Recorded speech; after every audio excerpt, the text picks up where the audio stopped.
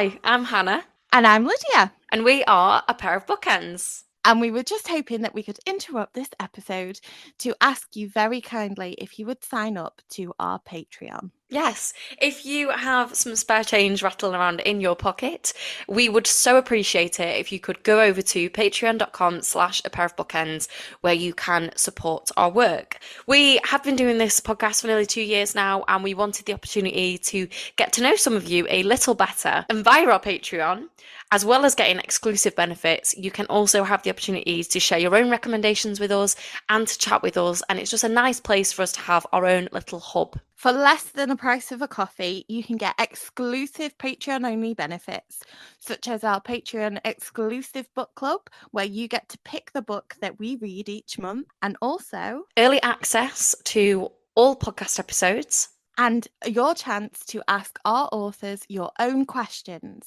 So please do, if you can, sign up to our Patreon via patreon.com/a pair of bookends and support our work. We would appreciate it more than you can imagine, and it helps us hugely to bring you all the extra special stuff. So come and officially become a bookend. Now on to today's episode.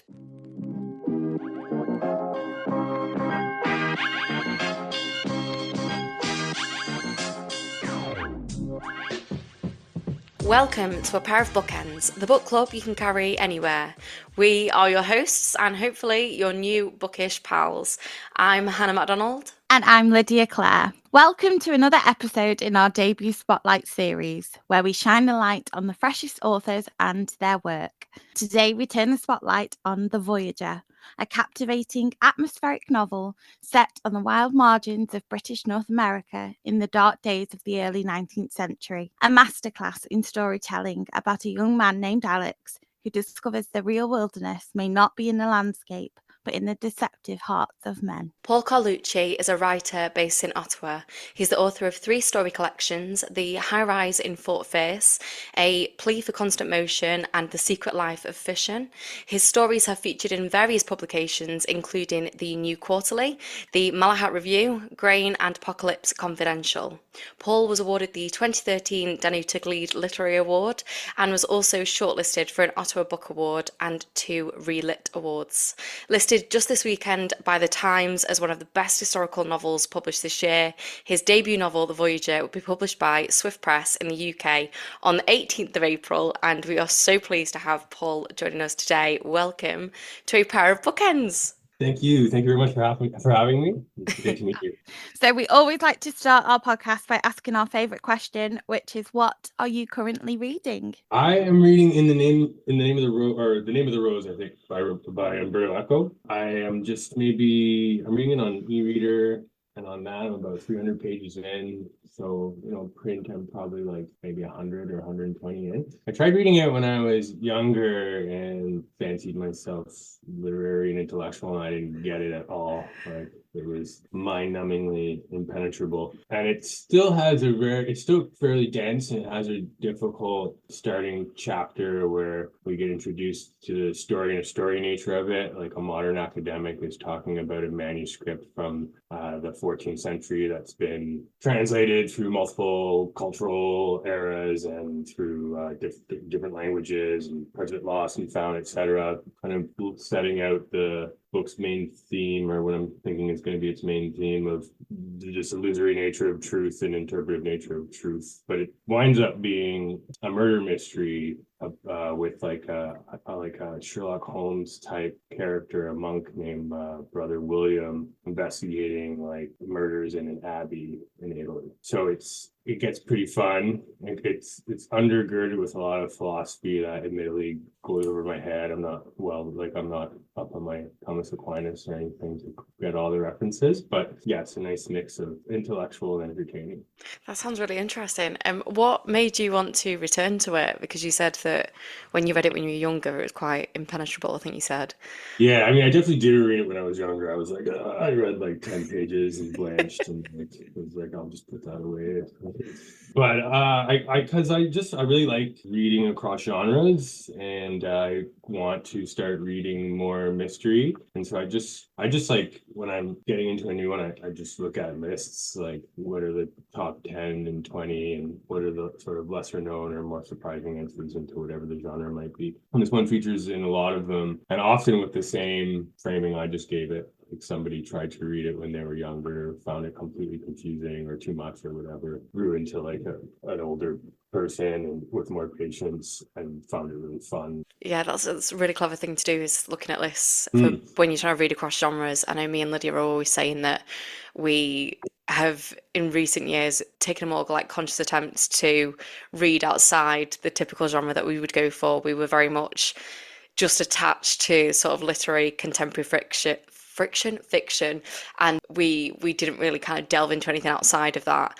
And I think like the podcast has really pushed us to read further afield. And I mean, thank God we've had the podcast, because otherwise I think we would have just been stuck in our ways for the longest Yeah. time. There's so much more to unlock when you Hmm. can Yeah. delve into these different genres, You'll you know. never be through your TBR. Like once you get Yeah. start Don't tell doing me it, that. Don't tell me that.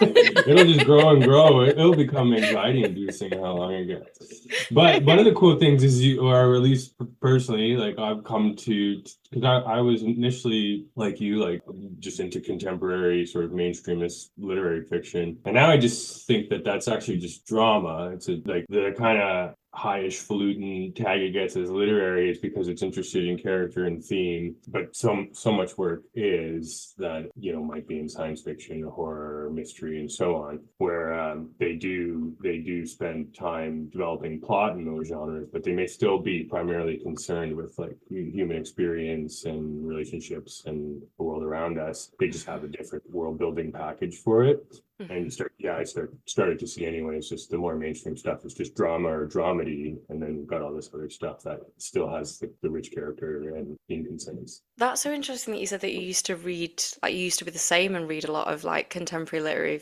fiction. So what kind of, speaking about your book, what made you want to write a historical novel? The like idea for that came while I was listening to a podcast. So it's based like very, very loosely based on a true story, which is that of a fur trader named Alexis Saint Martin, who was 18 or 19 when he was accidentally shot in the stomach at a trading post on the island of Mackinac Island in Lake Huron. And he was taken to a surgeon that was on the island, healed, like his life was saved, but he was healed with the fistula that appears in the novel, which people don't know what that is. It's a fusing of two organs. It can be any two organs. In this case, is skin and stomach. So he wound up in real life in the book with a hole in his below his nipple that leads right into his stomach.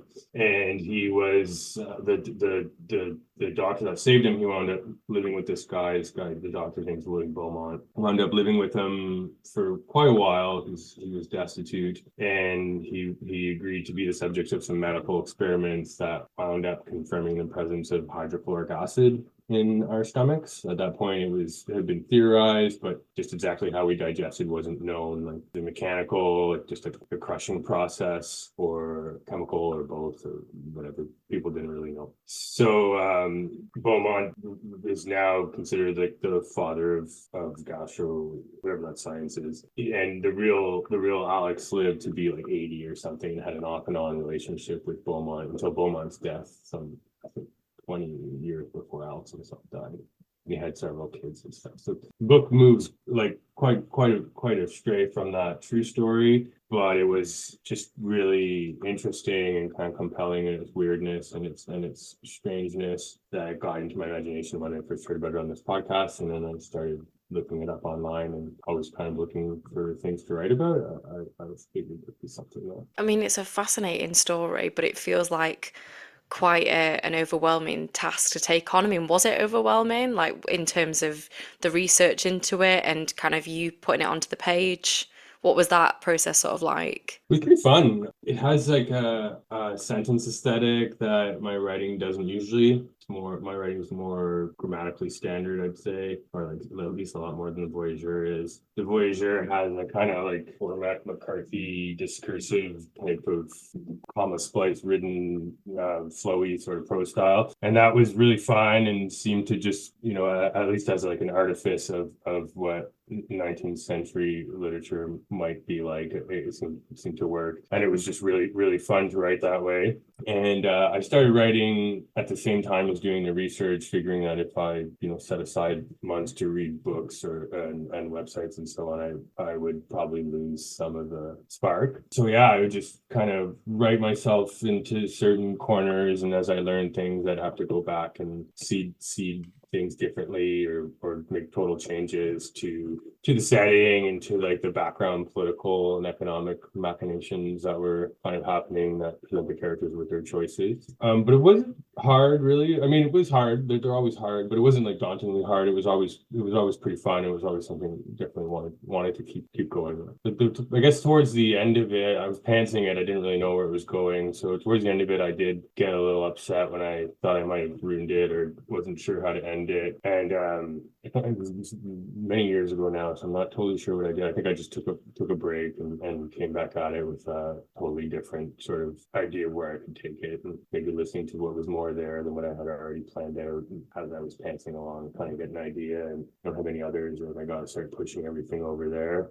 It can feel awkward or just unnatural, and kind of tendency maybe to stick to it because you don't have another way to go, and then what you need is maybe a break until something just comes out of your subconscious to replace that initial idea. That's such an interesting way to approach the writing process. I think a lot of the time people start with the research or they'll start with the writing, whereas you had this kind of like brilliant combination of both. I really like that kind of that style and the way that it almost frees yourself up a little bit to be a bit more creative and to give yourself a bit more freedom. One of the things that I really loved about the novel was the way that you write your characters and your character descriptions. Thank you. I do have a little quote from the book, just from one of the descriptions of the people, because it's just so good. All right. But this is one of the descriptions of one of the characters. His nails were chipped and cracked and stuffed with dirt and blood. He chose a healthy apple and bit into it and wiped his lips with his sleeve. He was short, barely more than 5 feet tall, but wide in the shoulders, and his beard was long and matted, and so was his hair, and his nose stuck out of his face like the blade of an axe. It's just fantastic. Like, Thank you. just Thank you very much. absolutely brilliant way of describing Thank you. characters. And you have a whole host of characters in this book. Can you tell us a little bit more about the process of creating your characters and being able to develop these descriptions of them? Yeah, so some of it is based on an image I can see in my head, but I don't know, maybe counterintuitively a lot. Sometimes it's actually kind of arises from the page and like what the rhythm of the sentences kind of call for, like, or an interplay between those two things. There's almost like a kind of reaching for like a mellifluous sentence, like some word choices and beats will fall into place, and then the image will kind of either arise from that or trigger something in my imagination, and go back and tweak it a little bit to get like more specificity in the detail, and probably then have to go back again to tweak for flow and for rhythm. So some kind of combination of something I can imagine and something that just cadence like makes me imagine, I guess. So something I imagine first, or something that like cadence and rhythm and word choice present to me, and then require some kind of revision to crystallize a bit more. I mean, it's a fascinating novel, and I think that the whole host of characters, each one is so distinctive. Great, How thank you. was it to try and kind of differentiate between them? Was it, a process of, I'm going to start from scratch from this character, or was it this is how this character relates to Alex? Yeah, so I guess there's in terms of a primary cast, I'd say there's just Alex, because he's moving through these various chapters of his life, and he doesn't really have much of a personality. He's just like too meek as a result of being meek, he's kind of vapid. He doesn't really have much of a character. So he's just like a vessel being filled by these various father figures. And that would be like the secondary cast. So that would start with Serge, whose description you read in the first part, then on to the doctor, based off the real doctor, William Beaumont, Samuel Beaumont in the novel. Then a friend, Miguan, and then another kind of oppressor, Emmanuel. And from each of these people, he'll draw increasingly negative life lessons that he'll apply to trying to get out of the situation. So I did want them to be like, I did kind of have, even as I was pantsing it, I had notions in mind of how I wanted his character to kind of develop and then on a moral trajectory and then decline from it rather. And so I needed to have various people come along that would impart these lessons. I had a firmer idea of who they were going to be. The more tertiary casts is something again kind of related to how I was saying I initially developed them, something between what arises on the page and what I could imagine as I was doing it. And you just kind of, I didn't always like know, for example, what would be in the village until I was like describing him walking down the hill, and I was like, okay, well, I've got like a tavern here, I've got some farms and stuff here. If I was looking like what would the inside of this tavern look like, who would be in there, and gradually start to see it in my imagination, and then try to articulate it in that aesthetic, and the aesthetic being what it was, kind of calls these weird specifics out like help tease them out of my imagination for me. So similar kind of thing, and then they wind up being distinct just on account of, they almost verge on caricature sometimes, but they wind up being distinct just again on account of that aesthetic thing. I feel like whenever I read a book and the writer's got like a bigger cast than say like two or three people, I'm always imagining like what their wall looks like in their writing room, and it's just like full of like connecting all these dots. Yeah, that's how I imagine it to be. How do you keep track of when you're first starting? How do you keep track of the characters at the start of their stories and like the arcs that you develop? So different. Do you have the wall? Is that no? I don't have the wall, but I have stuff like it. Like I have stand-ins for that. I have notebooks and torn out note pages, and there'll be like, not to suggest that I'm a good drawer or like visual artist, but there'll be drawings in those sometimes, like stick figures even, that will help me kind of, it'll just like reify something a little bit and make something a bit more solid. It'll help me keep track of where I've gone, where I need to go. I text myself a lot when I'm walking my dog or watching TV or something. I'll get ideas of stuff I need to fix or places I can go, and I'll have periods where I kind of, before getting started with the session, I'll wind up sort of quote assembling all that stuff. Like I won't rewrite it into a neater form, but I will kind of look everything over and get ideas about how to action it, like what to do with it all. Sometimes I don't even really look at it or need to, just having written it down or some kinetic effect that I get an interaction with creative process that fuels itself. But generally, I think it's just a lot of revision. When pantsing that book, there are many times where I didn't know what to do, but I did want to work on it. You just go back and like revise what I'd written, keep working on the style, keep looking for more crystallized specifics to describe people and places and smells and stuff like that. And in going over it so many times, just wind up being very immersed in it. And so having a pretty clear idea of where everybody is and their personal stories and then the broader unfolding of the story. I think it was interesting then you saying about like descriptions and like smells and stuff like that, because I do think there's a real like vividness to your writing, and I'm sure like the listeners will have heard that when Lydia read out that quote. It's quite apparent there, and you do have this really specific writing style, and you can create this very visceral world, and that's your sort of style of storytelling. And what I found interesting about it was that you don't really shy away from,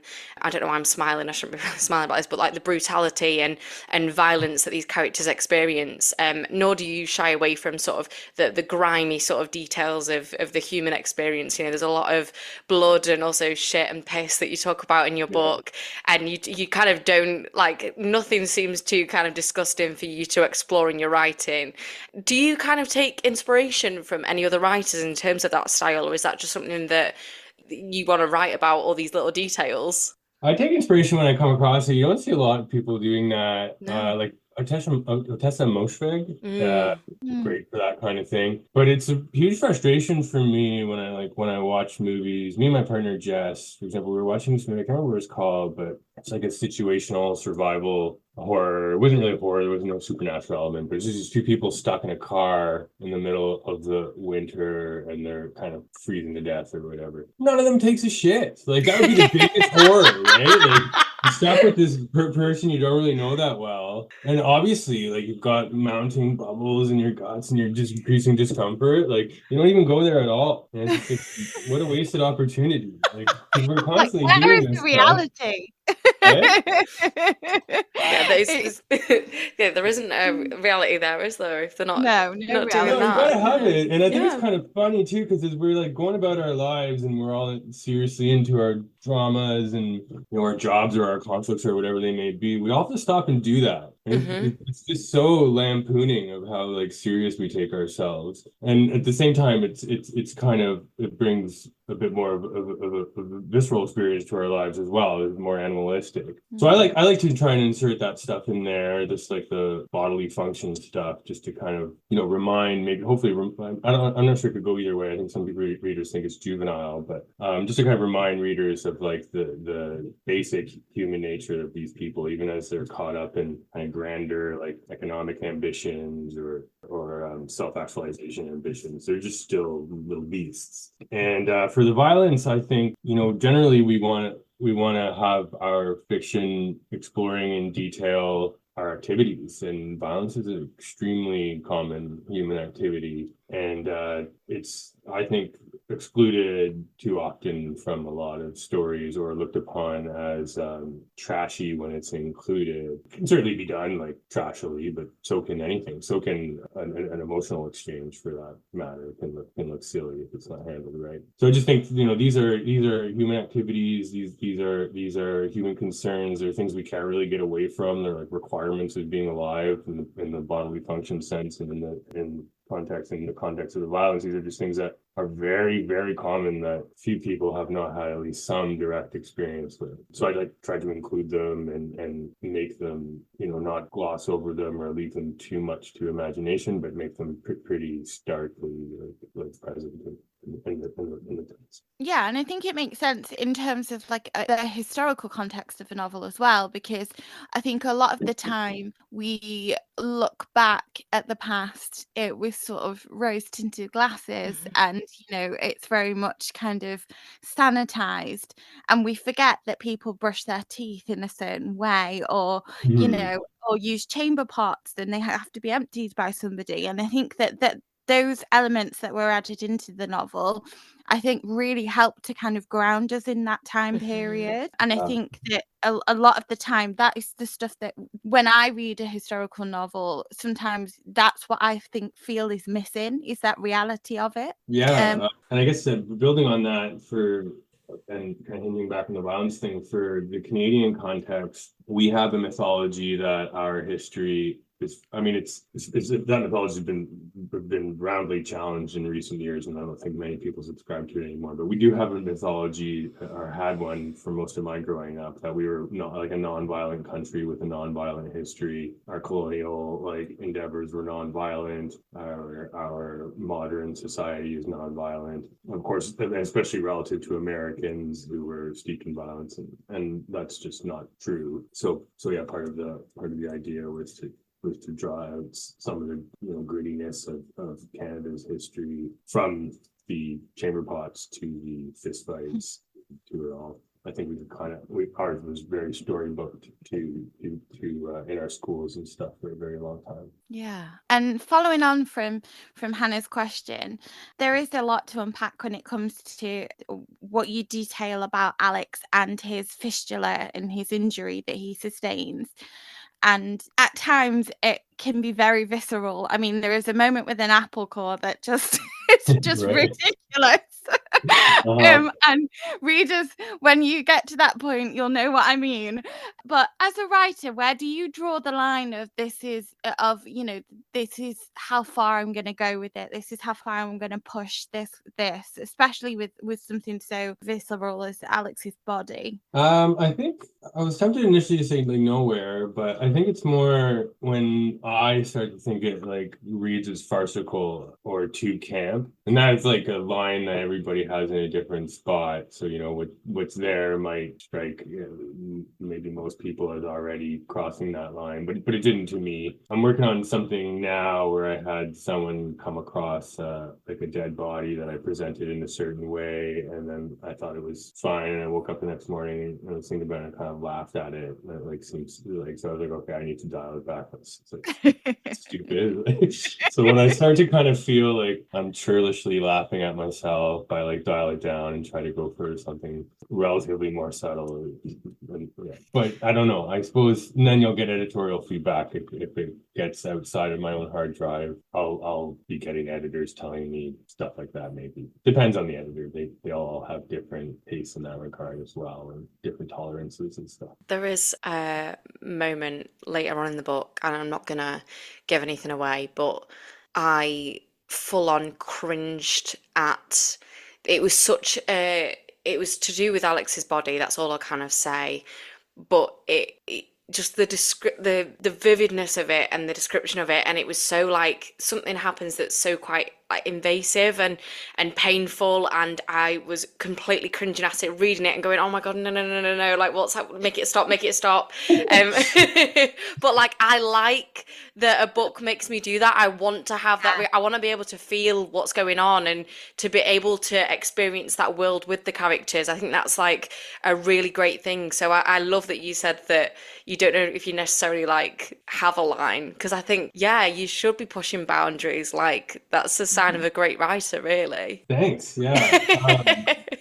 Thank you. I think also like if you're trying to recreate an experience and you've been like really hurt and you want to sort of capture that, there's like the mechanistic way you could capture it by describing like what's coming out of your skin if it's a bone or whatever the case may be, and you want to fuse that with something kind of emotional as well, so something reactive that the character is thinking. And I guess if you're going to capture like the horror that you might feel in that situation, there can't really be a line unless it becomes like the camp I mentioned earlier. But generally, I think if you want to make someone feel how a person would feel if they, for example, have like a compound break to their leg, you can't gloss over it. You're going to have to spend some time exploring it and everything that might happen around it, and have to be lying in place for a while waiting for help, what that means to your bodily functions while you wait, and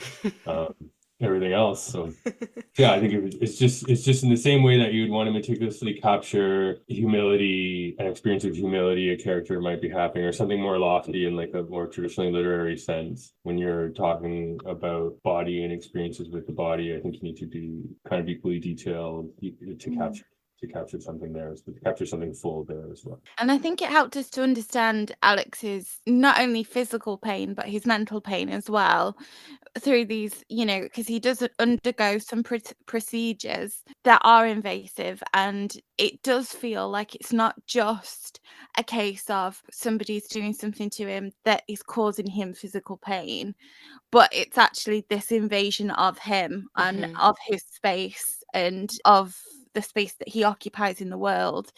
And I think that was so well done, and it's that's a hard thing to capture. So I mean, kudos to you. So thank you very much. Now, I know we spoke earlier about the sort of grimy side of the details in the book, but there are lots of tender moments in the book that I would love to kind of zone in on, with the sort of relationships between Alex and Sergei, and Alex with Namid, and Mordit and Pouch. I think you explore this human thread so well that no matter what we're kind of up against as people, ultimately we're all sort of yearning for the same thing.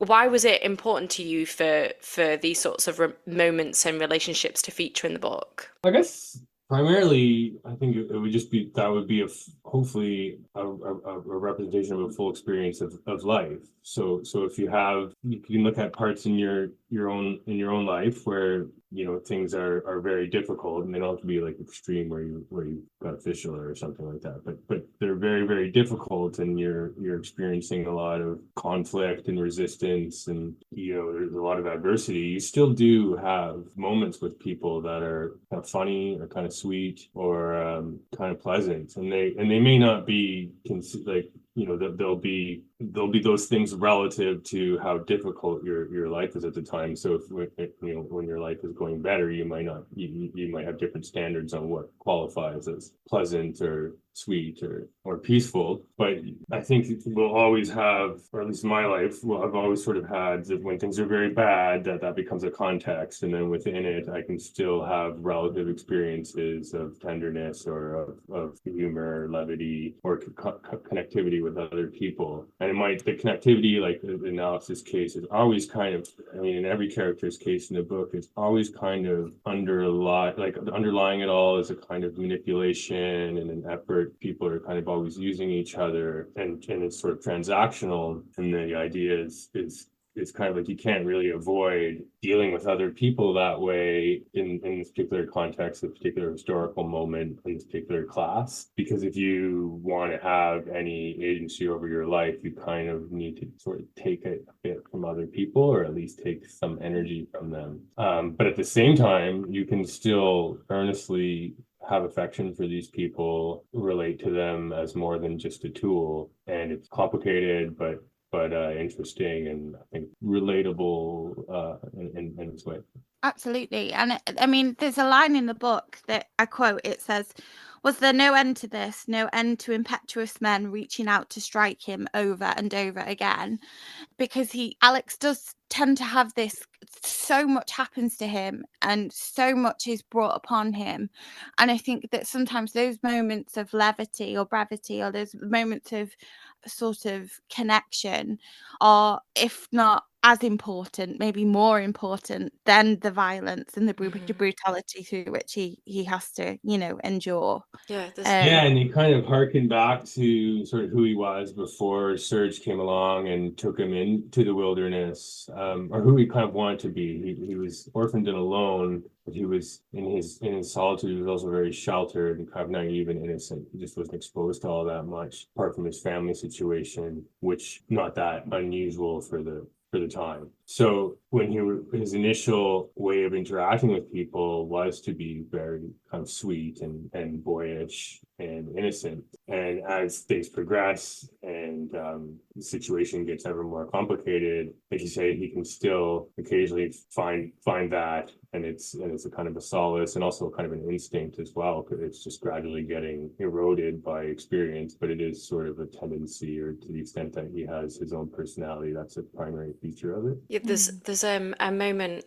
in the book where, and I'm not going to say what character it is because I don't want to give anything away, but where somebody calls him over to the bed and just kind of holds him for a moment. And I I felt so much relief in that moment for him, because we'd seen him experience so much of this brutality and violence, like Lydia was saying, and just to have that kind of moment of connection and comfort, because as you said, like, he's sort of alone in this world. So to have that was just, it was a really like beautiful, tender moment. And yeah, I don't really have anything to say other than it was really lovely. Thank you. Thank you very much. And also, if it wasn't already obvious, Lydia has tabbed the shit out of your book. Nice. There are. She would just have you sat here while she read quotes out to you. I'd be like, okay, so what does this mean? Go for it. If she had her way, yeah, we wouldn't be interviewing you right now. She'd just be like, "Can you just listen to this?" What? Let's delve. Yeah. I wanted to ask, because I was intrigued in the book about, I think I've said intrigued a few times, so I'm sorry. No problem. There's always a word that pops up quite a lot in an episode, and today it's intrigue, so there we are. Always. But you have the French living side by side to the English, both in dialogue and in prose in the book. And for me, it enhances the reading experience, and it really coloured Great. the world, and I enjoyed that. Where did that choice stem from? I'm half French. My mom's French Canadian. So there's a mention in the in the opening sections of the book of the filles du roi, who were, I guess there are various accounts of exactly who they were, but back in the days of New France, the king of France was trying to populate the colony with people, and we took a lot of like criminals and prostitutes and so on over here. And my mom's side of the family stems from the filles du roi, and I grew up. My dad's Italian from Italy, but my mom sort of run the culture wars in our house. I grew up, I think French might have been my first language, but I grew up in an Anglophone community. So by the time I had any memory developed, I was speaking English. But I grew up speaking French with my grandmother, both my sister and I, writing her letters in French. My cousins and all my mom's side of the family, they're all French. They live in both languages, like a lot of Canadians do,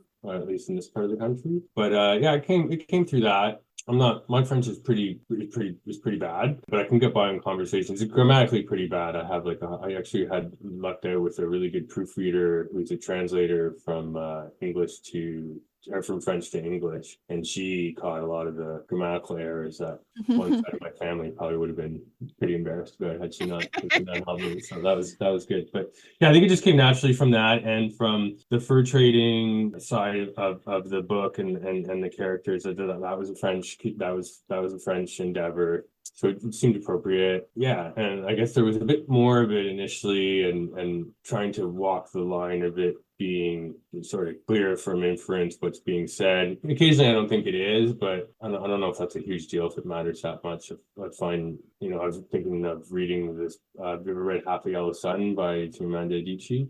And I've not read that, no. There's Igbo in it, which at the time I read it, might be easier to look this up now, but the time I read it, I couldn't even figure out what it meant online. So I had no idea what it was saying, and it didn't really matter. Like you were saying, it added to the atmosphere and it seemed appropriate for the particular characters and where they were. So yeah, it just fit with the fur trading context, and having some background in it myself made it fun to explore. Yeah, I think you're right. You don't need to offer up a translation of it. Like, I didn't understand some of the sentences. I kind of grasped what was going on, but I didn't understand it word for word. It's just such a gorgeous language. And every time I read it, I got annoyed with myself that I've never learned French. And my boyfriend can speak French, and I just kick myself that I've not learned it yet. So I feel like, yeah, reading your book and reading that has just made me want to learn it now. So thanks. It's really difficult. It's got an insane amount of conjugations, and yeah, English is in a lot of respects is a lot easier. Yeah. Yeah, But it's such a sexy language, French. cool. Like it's if we're being honest, it's such a sexy Yeah, language. let's be honest. I just feel like I'm gonna sound like the coolest person in the world if I learn it. So Not if you do it in your northern accent, though. probably not. No, let's be honest. Yeah, thanks, Lynn. Bring me right back down to earth. So before we let you go, I just did want to ask you. You have been compared to Cormac McCarthy, which is very, very exciting. Yeah. But what are your literary influences? They vary. I did like definitely pull from Blood Meridian when I was writing the Voyageur. There were a couple of like tones I had in mind that I wanted to sort of synthesize. So definitely tone in Blood Meridian, and I guess Cormac McCarthy's tone more broadly. Earlier I mentioned Otessa Moshfegh, I'm not sure if I'm pronouncing it right, sorry, but I read Maglu shortly before starting this, and I loved that book. And I also really loved its tone. So it was an influence. And then a Canadian author that also was influential in the tone, his name's Stephen Price, and I'd read a book called By Gaslight by him, historical fiction about a Pinkerton detective. Also maybe in the year or two before starting. So there was like a the kind of cocktail of those interests, those tonal interests that came to bear there. More broadly, I don't know, it's hard because I do like a lot of different stuff across a lot of different genres. So it's difficult to point to like one or another as being kind of singularly influential. I think it's just the in general like the opportunity to be able to read so much by so many different people from so many different perspectives, styles, and genres is just writ large a great influence. Like I feel like I'm constantly pulling from whatever I happen to be reading, whether it's in the name of the rose, which I was saying earlier, very, very dense and complicated, but ultimately kind of fun, or maybe something a little more like something I did this year is I used to love Stephen King when I was a kid, so I wanted to reread some of them and see like the ones that really scared me when I was a kid and see if I still liked them. So I did that this year with Pet Sematary, It, and Salem's Lot. And one of the factors was when I was young, but I still kind of I remembered like how much I loved horror and horror books, and just how good it was to just be how fun it was to just be totally terrified in my room at night when I was a kid trying to read these books, like really scared. Yeah. So You've just all, made yeah, I mean, I don't know. I just totally pull from pretty much anything I'm reading will be influential, and it will be often it's kind of like if it's a book I'm really into, it'll be my favorite book ever, and then I'll move on to the next book. And if it's one that really grabs me, that'll be my favorite book ever. And I'll be kind of flirtatious with them, I guess, in that sense, or I'm not very loyal. But yeah, basically all books are a huge influence. I feel like you've made a massive error bringing up Stephen King because Oh, really? Lydia lit up as soon as you Not an said his error. name. She would talk about Stephen King for hours, and I'm Listen, looking at the time, and I know, the like, amount Lydia, we're I'm running out of holding time. myself No, back, the Did you amount hear I have the held myself back today is ridiculous. I love Stephen King. I love yeah? Stephen. And Did you hear yeah. the podcast, the New York Times Review of Books podcast on the weekend? No, I've not caught it yet. It's like an hour long dive into Stephen King's work. oh I guess it's God, the 50th anniversary of Carrie's publication this year. Oh, So I'm gonna it's got like Grady Hendrix talking about him and some other people. It's really good. You'll love it if you like amazing. reading. Yeah, I'm gonna be into the front. Sorry, yeah, Hannah, you're gonna no, take she's me gonna back. disappear now. I don't normally do this with recommending somebody to an author, but have you read any Susanna Dickey? No. No, I I feel never, like you'll really like her, especially in terms of what we were speaking about before, in terms of like the grimy sort of details of the human experience, sort of like bodily functions. She doesn't shy away from any of that. And yeah, I remember us speaking to her about it on the podcast, and she's great. But her debut was Tennis Lessons, and her second book was Common Decency. So hopefully you'll be able to cool. get hold Thank of you. either of those. I would recommend. Now, to finish on, we have to get a recommendation from you. So, what have you got for our listeners? Sparrow by James Hines was a fantastic read. I read that in January. That is historical fiction as well, set in the dying days of the Roman Empire. It's got a lot of bodily grit in it too, actually.